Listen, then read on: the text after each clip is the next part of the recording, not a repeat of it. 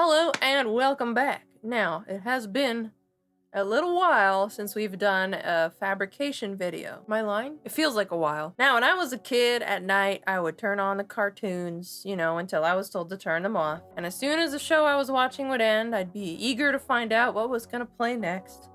And if it was InuYasha, I would just change the channel. I guess it's one of those things where if I was gonna watch a show, I kind of wanted to see episode 1 if it looked like a story-driven show, which, right, it is. So it's not like just tuning into an episode of Family Guy or SpongeBob or something like that.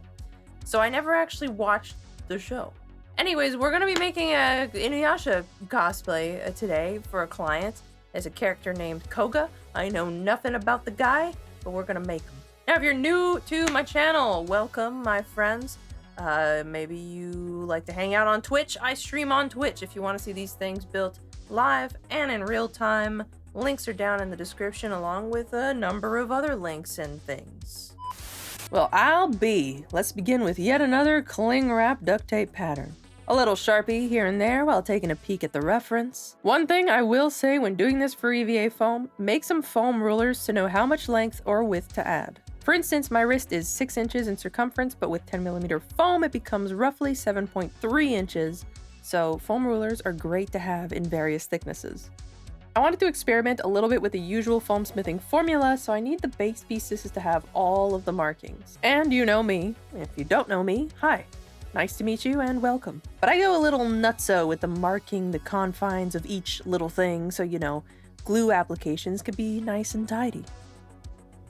Speaking of tidy, I gotta round off and sand the inner edges of these strips, and both edges of the center strips. And of course, every sanding drum pass is followed by a stone bit pass for cleanliness. And you know what they say. Cleanliness is next to managerliness. Foam can be heat-shaped, but giving it a little extra help doesn't hurt. Fun fact, this is the exact same Superflex ruler I begged my mom for when I was in elementary school.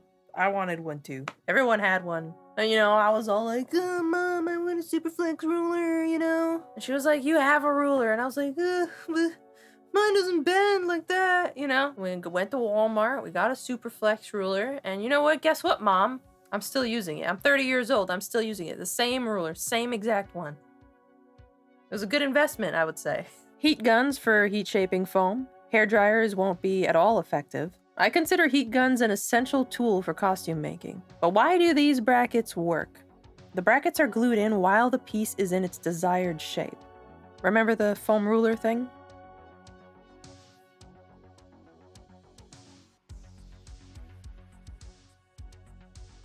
I hope that makes sense, because I don't know how else to explain the bracket thing. Let's do it the other way around, which is what we're doing. But if I hold this like that, that would stay. Make it really hard for it to, you get it? Foam rulers. Make some. They're good. They're good to have. Very useful. Also, that's why these strips were cut just slightly too long, because they also get glued on while the piece is curved, just on the other side. And no one really likes sanding. So if you're looking to produce clean, crispy work, take your time lining up seams so they're not wobbly or anything but flush, basically. I still do have to sand it, but it's not going to create an ocean of dust. And trust me, I've been in an ocean of dust the time I decided to carve this entire sword with the Dremel. Basically, I found out that you can, and I left it at that. After all the new edges are rounded off nice and clean, it's time to bust out the old blowtorch, baby. Contrary to the heat gun versus hairdryer thing, you can heat seal with a heat gun rather than a blowtorch, but the blowtorch is more effective. A little tape rolly to stick these to the mannequin to measure the straps. The 2mm foam won't be carrying the weight of the armor and the waist strap and all that. Cosplay is full of sneaky workarounds and illusions, and it's super cool, but we can get more into that later. Oh, this? It's just my super real, totally believable handheld plasma cutter, since this 2mm foam is tough stuff. Yeah, I lied about the reinforcement a second ago. Alright, so sometimes you have to glue some floppy, unruly pieces, and the fix is simple. Just shove a paper in there to block the contact. And on the subject of contact, I'm using contact cement. Registration marks that need to line up are also sometimes a necessity, especially for curved shapes like the shoulders here. There's no easing in these particular shapes, but when there is, registration marks. Like most seams, I want these to blend and disappear, so that's why after sanding seams flush to one another, I move on to quick seal. Once applied and smoothed with water, I need only wait until it's dry before I can lightly, emphasis on that, sand it with 220 grit. And the foam was of course sealed up with some $25 Canadian priced Plasti-Dip. I do plan on testing out some new alternatives for sealing and priming EVA foam. I do already have a video where I tested 3 primers. I tested Leak Seal, Flex Seal, and Plasti-Dip.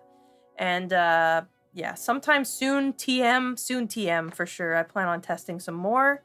I already have a couple, but I just need to check my notes again. It's money, you know, you buy all this stuff and then you gotta test the stuff. I also plan on doing one for testing contact cement, different contact cement options. Anyways, I mixed up this creamy color. You ever drunk Baileys from a shoe? And watered it down a little bit to have better control over its application. Now, I'm not a steady-handed robot, so I guess that's why I'm white-knuckling this thing practically. But it went pretty well. Pretty clean. Of course, it took about 2 or 3 layers. Probably 2. And then some shading too to give it a little bit of nuance and dimension. I always consider the insides of things because you never know what might be visible when you're moving around. Heck, even the underside of these vinyl strips get painted black. So the experiment I was talking about was to cover some of these areas of the foam. Junk, do you mind? Cover some of these areas of foam with vinyl. And I know I did this with Edie, so it's technically not an experiment, but it kind of is because this time I'm not wrapping the thing, it's fitting into the thing. Oh, and also this takes into account the curved distance. And you know, that's gonna make it pretty hard to glue this thing on. Yes, this was scary to glue.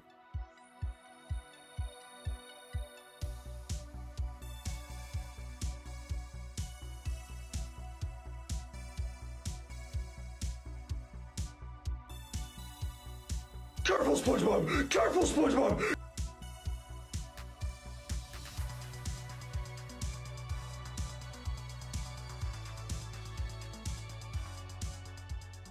And some B7000 for those little strips. I just have more control over where it goes than the Renia contact cement. And well, because this isn't really leather, the holes here I have to make with an awl.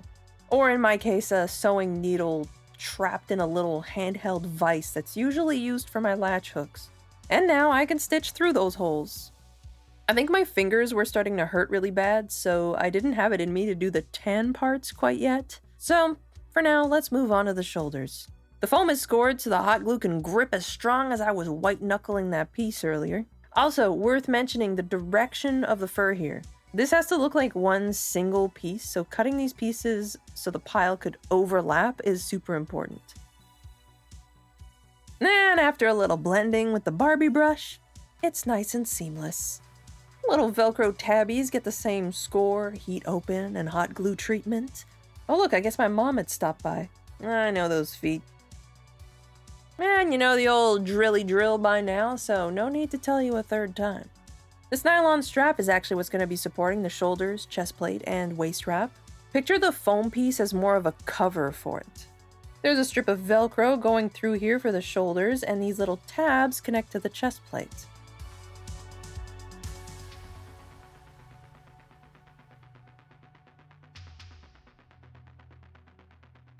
These squares correspond to the waist wrap, and we're going to get to that here in a second. If there's a theme with this build, like I like to find themes with builds, this one's gotta be fake attachments. These holes here are for these little leather strips that are gonna be made to seem like it's what's holding all of this up. Fingers feeling better, so it's time to mess them up again by mapping these holes, making these holes, and sewing the holes. I definitely question my choice here in the name of, but it would look so cool, additions to the design. It's a real problem.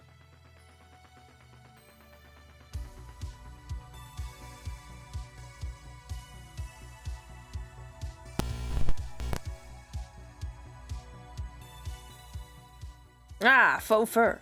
Everyone's favorite. But it's not as bad when it's cut like this from the underside with an X-Acto. Of course, it's not a magic solution to stray fur, but it ain't bad. A few controlled cuts into the pile here will make the seam less bulky. Rinse and repeat on all the pieces, and hope you won't be finding fur in every room for decades. Of course, the tail too gets turned inside out, and for a clean interior, I'm going with a suede-like fabric to line it all. Not that this cosplay is super realistic or anything. Sometimes that's not the goal, but a little nod to realism here and there is pretty fun. Also, I bet you thought I was gonna hand sew this. False. Hot glue. Sometimes there's no need to be too extra. There'll be time for that later. For now, these things have to have a way of staying up and connected because ain't no way this little tie here is doing it. The middle piece here is gonna hold the tail wire. Alright, you got me there. I couldn't stay away from doing it for the linings, but I did think about it. I think I remember turning these inside out was a huge pain that I never expected. This is the aforementioned wire for the tail, and the twisties here are going to make it stronger because I didn't have thick enough gauge. Figured mimicking the hook and eye type connection here would be the easiest with the thread doubled, of course. And now it can be made whole with our good old pal, polyfill. Reverse autopsy it and set it aside. Remember those little Velcro squares from the chest plate? They're going to correspond to this nylon strap. I'm sewing them directly to the faux fur. I know, but it's the strongest way. And it's nothing at all in a hairbrush and some patience can't solve. And if you're not new here, you know that I've got all three of those things. So if you have clippers, this would be way faster, but I don't, so... Well, that's cool. Anyways, this is so that the fold over has less bulk for the fabric tie and for a cleaner fold that doesn't want to spring up. I'm hand sewing the little slit in the fur to the middle nylon piece here so it doesn't get lost for whoever's the string bitch. String bitch. He who ties the strings. A little airbrushing to make the layers pop more and a little brush.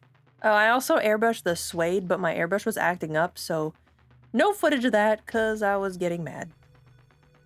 And now we just have the fabric tubes to go. The headband, of course. Interfaced, sewn, turned inside out, little top stitching details, yes, I considered doing by hand, and then I was like, dude, there's settings for that on your machine. And then a few blue tubes varying in size to finish up. So let's put this thing together. Chest plate and shoulders can go on like a sandwich board, plus the waist wrap at the back. I am my mannequin's string bitch, some might say. Pardon my French, of course. And there we have it. Koga, a dude from InuYasha who might be some kind of werewolf.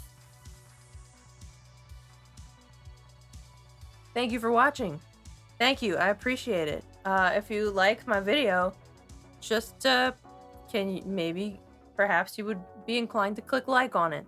If you're new here and you were like, wow, what a great video, perhaps you would be inclined to subscribing. Obviously, with the kind of work that I do, I can't be posting every week or anything like that. But I try to, I try to not disappear for months at a time, you know? That's what you can ask for, right? There's Twitch. Otherwise, there's Twitch almost every day. There you go. Speaking of Twitch, I would like to thank my Twitch subscribers. Your support is greatly appreciated. You guys are pretty cool. Yeah, I hope you guys liked the project. I think it turned out pretty cool. It's one of those projects I always forget that I did. Of course, because as some of you may know, I'm still working on video backlog. You know, it's going okay. It's going okay. The New Year's, the 2020, we're in 2025. The 2025 goal was to get through the whole backlog. Didn't quite make it, but things kind of added themselves on. I did vlogs too, you know. So all things considered, I still consider it a win because there's maybe about like 5 videos left to do. I'll pat myself on the back a little bit, right? But yeah, I appreciate you guys watching, and I will see you guys next time. You guys have a fantastic whatever time zone you're in, and I will see you guys soon. Godspeed, and I'll see some of you guys off the grid.